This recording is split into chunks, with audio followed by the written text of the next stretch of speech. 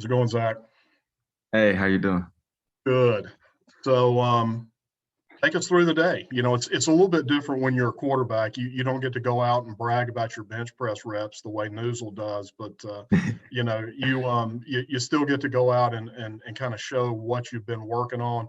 I've seen a lot of clips of you really working hard, in preparation. When you went out there today, what was it like for you to finally kind of put it all on stage?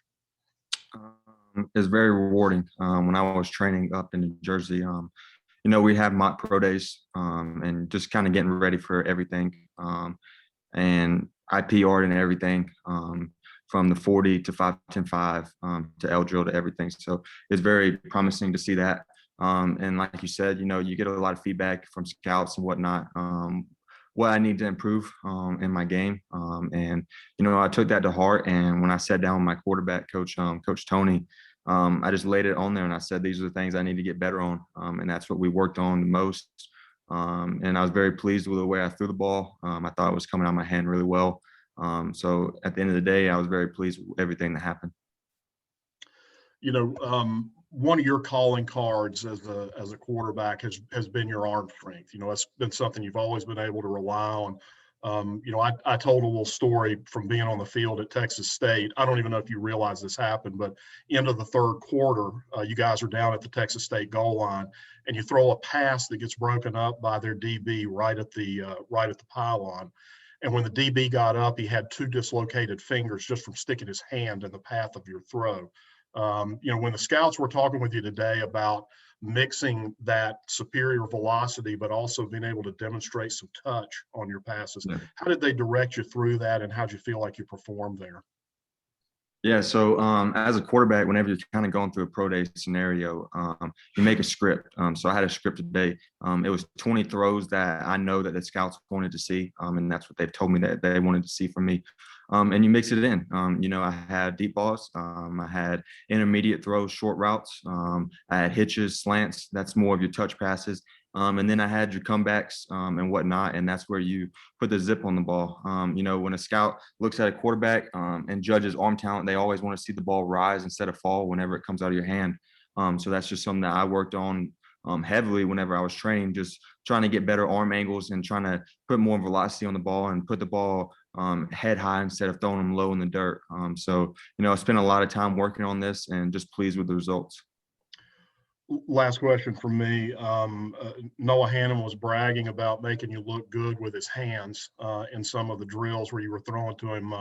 Give us a scouting report on Noah catching the ball, because most of us have never seen that. Yeah, very pleased. We started working on Monday and Tuesday, just going through.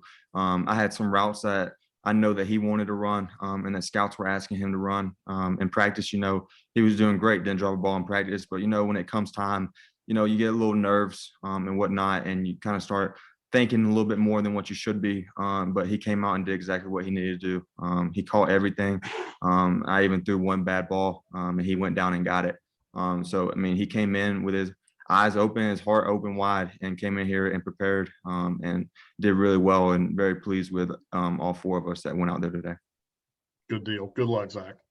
Thank you.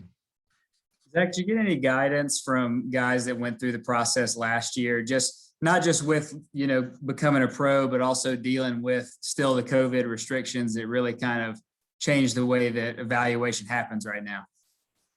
A little bit. You talk to people and just you hear about their stories, and you just kind of take mental notes of what to do and what not to do. I was glad that I went up to New Jersey because I had nobody up there, and my only focus while I was up there was getting better.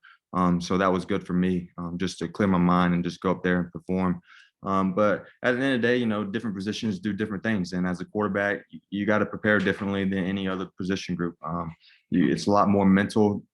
So we did a lot of stuff up there in New Jersey, board talk, just learning defenses in and outs, and being able to draw them up whenever it's asked and why you're doing what you're doing.